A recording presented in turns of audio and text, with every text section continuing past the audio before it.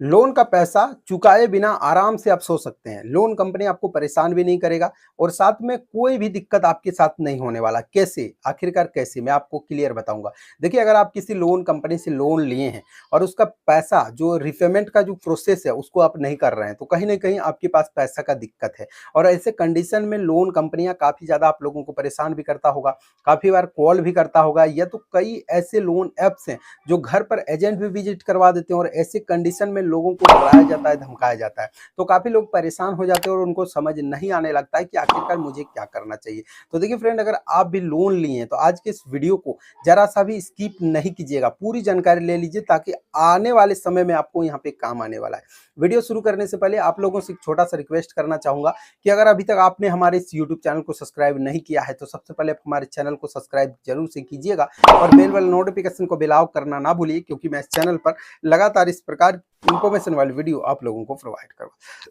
Friend, देखिए, पैसा जो होता है लोन, ठीक है? जो लोन आप ले रहे हैं वो किस लिए लिया जाता है? ज़ाहिर-सी बात है कि पैसे की कमी होगा तब लोग जो है वो लोन के लिए अप्लाई करेंगे।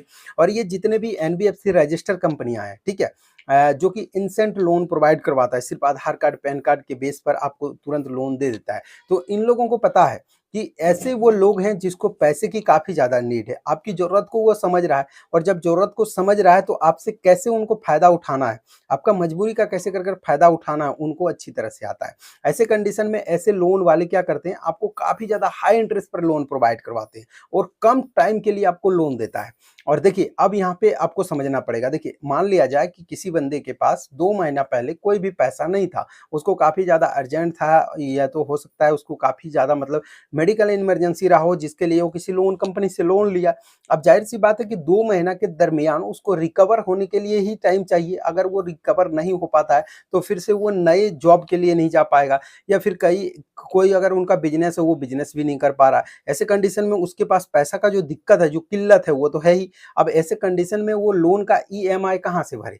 और तब ये लोन कंपनियाँ, जैसे ही आपका 2 महीना चला जाता है, मान लिया जाए कि आपको 2 महीना का टाइम दिया, 2 महीना के बाद जैसे ही ये लोन कंपनियाँ आपको दिन में रिमाइंडर कॉल देने चालू कर देते हैं। 1 दिन में 2 बार, 3 बार, 4 बार तक आपको रिमाइंडर कॉल दे दिया।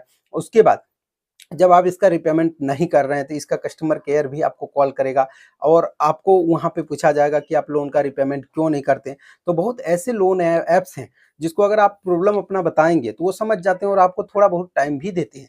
लेकिन बहुत ऐसा भी ऐप्स है जो काफ़ी ज़्यादा परेशान आपको करना चालू कर देता है। ऐसे कंडीशन में लोग जो हैं वो मेंटलिटी परेशान हो जाते हैं, हरासमेंट जिसको कहा जाता है। इस प्रकार का जो है लोन ऐप्स करते हैं। अब इसका उपाय क्या है? तो देखिए, अगर आप किसी कंपनी से लोन लिए तो सबसे पहले कोशिश तो आपको ये करना है, ठीक है, कि उसका पेमेंट जो है टाइम पर कीजिए। अब किसी कारणवश से नहीं भी हो सकता है, ऐसा तो ज़रूरी नहीं कि पेमेंट कर ही दें, क्योंकि पैसा अगर रहेगा तो कोई भी पेमेंट करेगा, क्योंकि पैसा नहीं पेमेंट करने की स्थिति में आपको काफ़ी ज़्यादा परेशानी का सामना करना पड़ेगा।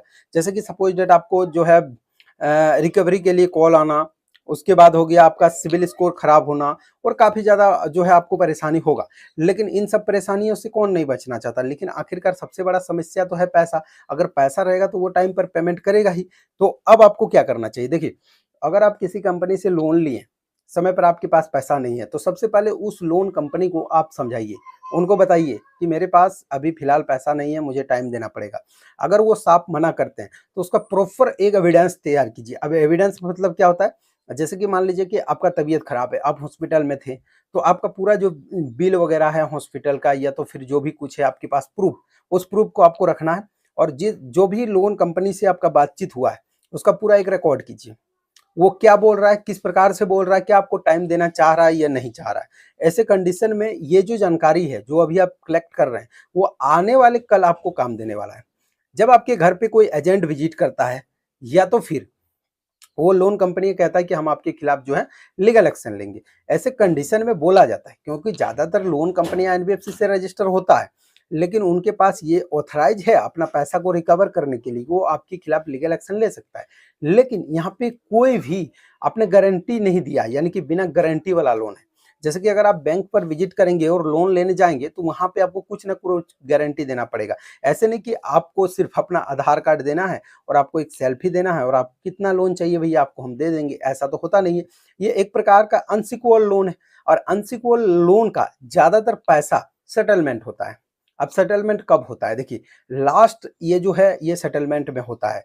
जैसे कि अगर जो लोन अमाउंट आपने लिया, आप और लोन कंपनी के बीच में, अब जो है सेटलमेंट करने का क्या मतलब हुआ? बीच का रास्ता। जैसे कि आपका लोन अमाउंट 10,000 है, आप कंपनी को दे नहीं पा रहे हैं, तो कंपनी ने ऑफ़र किया कि आपका जो 10,000 लोन अमाउंट है, उसमें इंटरेस्ट है, प्रोसेसिंग है, अदर जो चार्ज है वो है, इन सबको हटा देता हूँ और बीच में आपका जो लोन है वो क्लियर करता हूँ। तो ऐसे कंडीशन में लोन आपका माफ़ हो जाता है। लेकिन ये लास्ट है। लेकिन अगर लोन कंपनी आपको काफ़ी ज़्यादा परेशान करे, हरासमेंट करे, इसके लिए क्या करना है? इसके लिए आपको सिंपल सा कुछ भी नहीं करना है।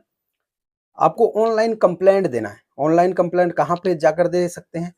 जो आरबीएल का जो ऑफिशियल वेबसाइट है वहाँ पे जाकर दे सकते हैं। आप किसी ऐसे जगह पर जाके दे सकते हैं जहाँ पे आपका शिकायत सुना जाए, वैसे कंडीशन में वहाँ पे सारा कंप्लेंट आप दे सकते हैं। अब इससे बेनिफिट क्या होगा? आगे चलकर अगर आपको लोन कंपनियाँ परेशान करें तो आपके पास प्रूफ रहेगा कि हाँ, मैंने आपके खिलाफ कंप्लेंट भी दिया है, आप इस तरह से बातचीत किए हैं, इस तरह से मुझे टाइम नहीं दिए हैं। पूरा आपका जो भी डिटेल्स होगा उसको शेयर करके आपको रखना चाहिए। ठीक है? तो ये सब जानकारी अगर आप जानेंगे तो कोई भी लोन कंपनी आपको परेशान नहीं करेगा और जैसे कि शुरू में मैंने बताया कि आपको आराम से चैन का नींद भी आने वाला है। तो आराम से आप सो जाइए और भी अगर कुछ जानकारी आता है, कुछ अपडेट आता है, तो मैं आगे आप लोगों को अपडेट करूँगा। अगर अभी तक आपने हमारे इस चैनल को सब्सक्राइब नहीं किया है, तो सबसे पहले आप हमारे चैनल को सब्सक्राइब ज़रूर से कीजिएगा और बेल वाला नोटिफ़िकेशन को भी अलाउ करना ना भूलिए, क्योंकि मैं इस चैनल पर लगातार इस प्रकार की इन्फॉर्मेशन वाली वीडियो आप लोगों को प्रोवाइड करवा